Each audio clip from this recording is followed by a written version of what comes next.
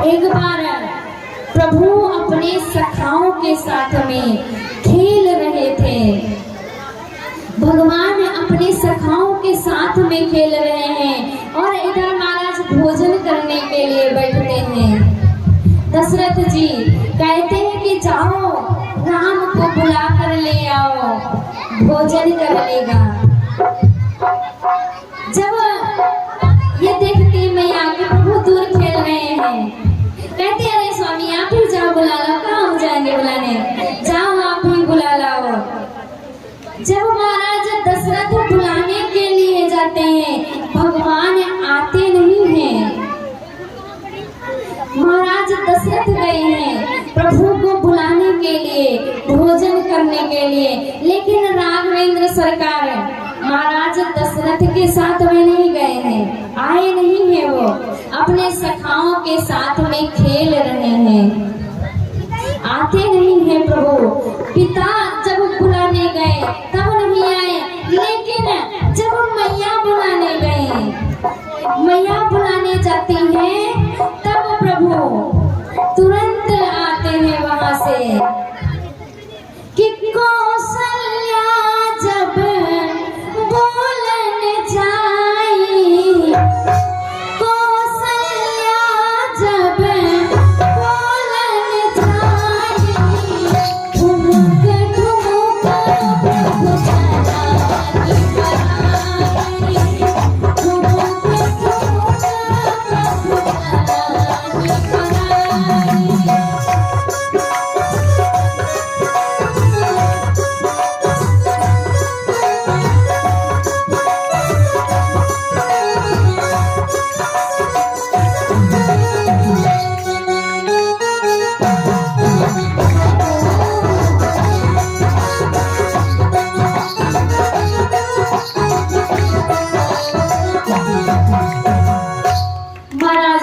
जब दशरथ जाते हैं बुलाने के लिए तब प्रभु नहीं आते हैं, लेकिन जब मैया बुलाने जाती हैं तब प्रभु ठुमुक ठुमुक प्रभु चल ही पर आई, ठुमकते हुए एकदम मस्तानी चाल में प्रभु आ रहे हैं। अब आप लोग बताइए, जब पिता बुलाने गया था तब महाराज क्यों नहीं आए, और मैया बुलाने गई तब कैसे आ गए।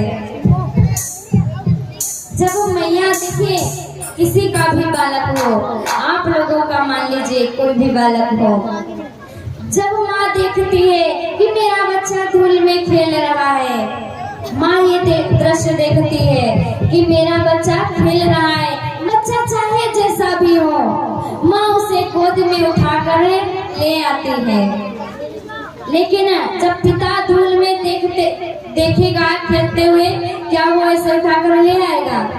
नहीं आता लेकर। अरे मेरे कपड़े खराब हो जाएंगे, अभी ऑफिस जा रहे हैं और कहाँ कपड़े बदलने पड़ जाएंगे।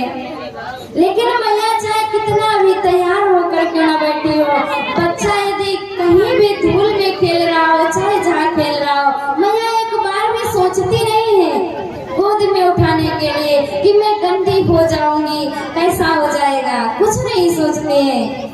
तुरंत उसे अपने बच्चे को गोद में उठाकर ले आते हैं। इसीलिए महाराज दशरथ के साथ में भगवान राघवेंद्र सरकार नहीं आते हैं, मैया के साथ में तुरंत आ जाते हैं।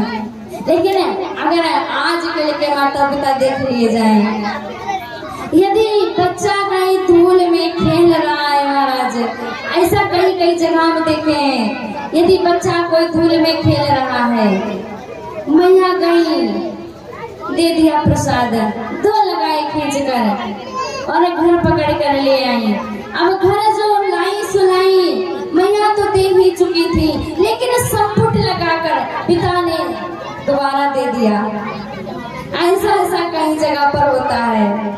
लेकिन देखिए यहाँ पर राघवेंद्र सरकार मैया के बुलाने पर तुरंत मैया के साथ में आ जाते हैं और आकर भोजन करते हैं। कहते हैं जब सरकार भोजन करते हैं, धूल में सने हुए एकदम राघवेंद्र सरकार में, और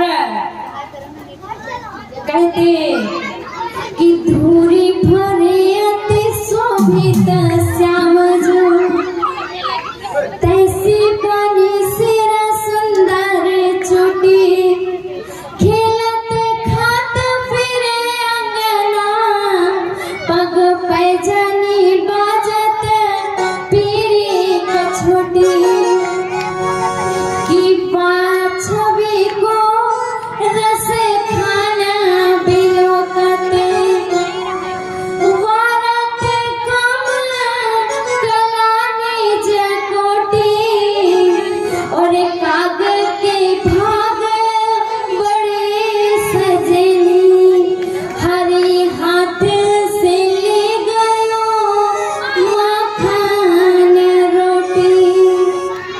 जब भगवान धूल में सने हुए एकदम